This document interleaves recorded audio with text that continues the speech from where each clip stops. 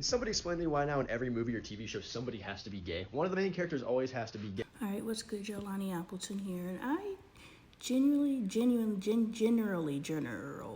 that's the word that I want. I generally shy away from this particular subject matter simply because, like, it's a sensitive subject. But that's also before, okay, so I was grew up in a space of where this particular lifestyle, I don't want to say anything that triggers anything to stop my video from being moved. But this particular lifestyle choice was something that was never talked about. Like, it was never on TV. It was never seen. It was just like, and I'm an 80s baby, so it was just like, that's your auntie, that's your uncle, they special. I remember the first time I was in Dallas and I started seeing billboards that had same gender relationships reflected on it, and I would make sure I distracted my daughter when I drove by those billboards.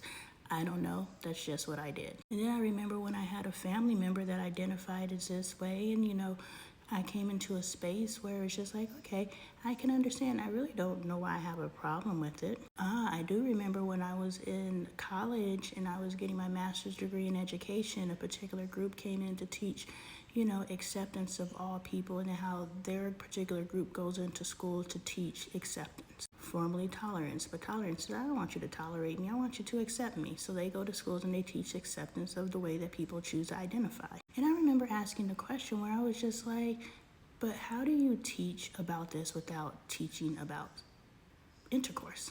And I still, in my big age, I'm still like, how do you teach about people who choose to love people? Because the only difference between being friends with another female right now is that we choose to sleep together. So I still don't understand how you necessarily teach this, and this could be in my ignorance. I admit that I have points of ignorance, which is a space of unawareness. I have no idea. But that was the question that I had, and when I was in my master's degree program, I was just like, how do you go into a school and teach children about acceptance of people who choose to be in intimate relationships with people of the same gender without teaching them about when intercourse enters the chat? They explained it, but I still don't understand. So I've gone through a lot in my 40 decades, my 4 decades on this earth, in a space of where I went from I was just bred to not have a space of understanding and acceptance for this, to coming to a space of, well, my current belief system is based off of erroneous thinking. And I can see, and everybody, hey, it's your life to live. What you do in the bedroom ain't got nothing to do with me. But now as a Christian, I have to look at all of my ideologies. I know there is a video and pictures out there of me where I have a Yes for Prop 139 t-shirt on, because I went to a rally when I was in my political bag, and they were like, you want a free t-shirt? I was like, sure. You want to hold this sign and take a picture? I was like, sure. I'm not into politics. I don't vote. Whether that makes you feel a kind of way or not, I don't, because the system is rigged and I already understand what's going on. My vote doesn't matter, but I did go through a period where I did vote because, my ancestors died for my right to vote. So why would I throw their sacrifice in their face and throw it away? But yeah, I'm not voting. But I'm at this thing and I'm wearing this Yes, I'm Prop 139 shirt, and I'm like, yeah, Prop 139. Well, Prop 139 in Arizona is a pro-abortion bill or prop, or I don't know what they're called, but it's pro-abortion, which I personally don't care what somebody does with their body, but when I have to look at what my God and my Father says, I got a problem with abortion. You do you, but I personally don't support it. For no other reason than my Father says it's a no. And it's a sacrificial to a deity called Moloch, and you're making blood sacrifices, but that's a whole nother conversation. So Daddy said no, it's a no. And the same thing with same gender relationship. And it's interesting to see pastors who identify this way, who try to justify this lifestyle, when there's verse after verse that actually say this is a no-no.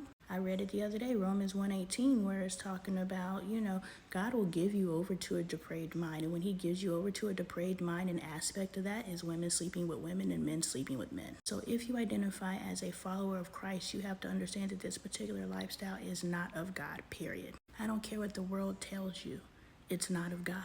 And something I said in my last video, and something I will reiterate here, whether it makes sense to you or not, can you please use your logical brain? What did God tell us to do? In Genesis, he says what?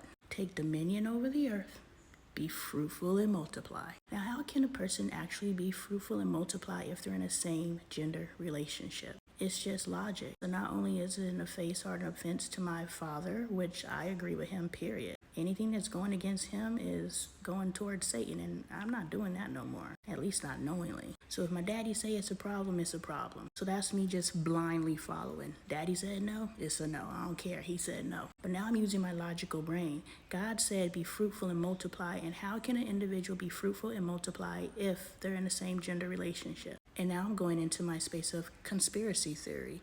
The elites want to end humanity. Understand that the Bible is the account of the creation of God's people, God's humanity. That does not mean that we are the only things on this earth. We have the accounts of the Nephilim, I believe in Genesis 6. I believe it's Genesis 6.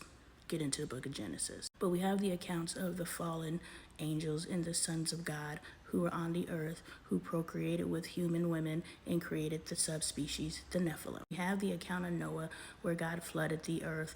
And yes, we know about Noah, but we don't know about anything or anyone else that was able to also survive the flood. And we know, based off of evidence in history, that some of the Nephilim survived the flood. We also know that God was killing the body, the mortal form, but there is an immortal aspect of the Nephilim, the spirit self, that was able to survive. So that is where we get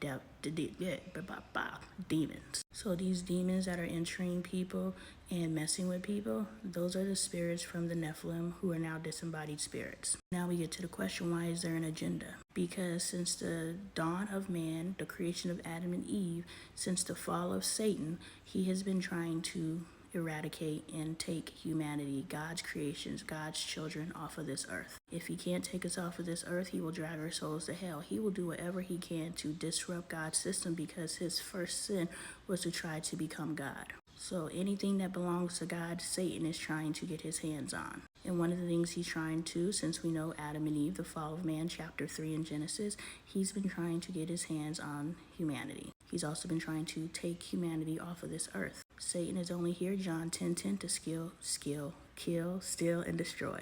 I can't delete these things on this here stitchy stitch, so you're going to get these stitches of these stippers. Catch this tea, y'all, because I have nothing against anybody's personal choice.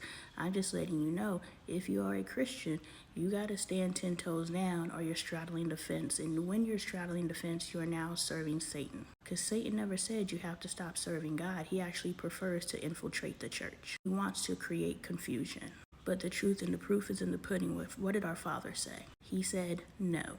He said be fruitful and multiply. And now we know Satan's agenda is to wipe humanity off the face of the earth. How do you wipe humanity off the face of the earth? Introduce drug and gang culture so people are killing each other. Remove the manifestations of the fruits of the spirits of patience and kindness and gentleness and self-control, and now people are just flying off the hinges and killing each other. That word may get this flagged. And enter into an agenda that same gender relationships are okay. I honestly do believe it's some manipulation and an evil spirit. Seeds are planted of curiosity, and again, like I said with depression, I'm experiencing all these feelings. Let me go Google and see what these feelings mean. And the same thing with this agenda. I have these feelings. Let me go Google and see what these feelings mean. Matter of fact, I have all these TV shows that give me the script of what these feelings mean. So this world is walking our children into identifying a particular way. So when you question why these agendas exist, because Satan wants to end humanity, kill, steal, and destroy. Let's go.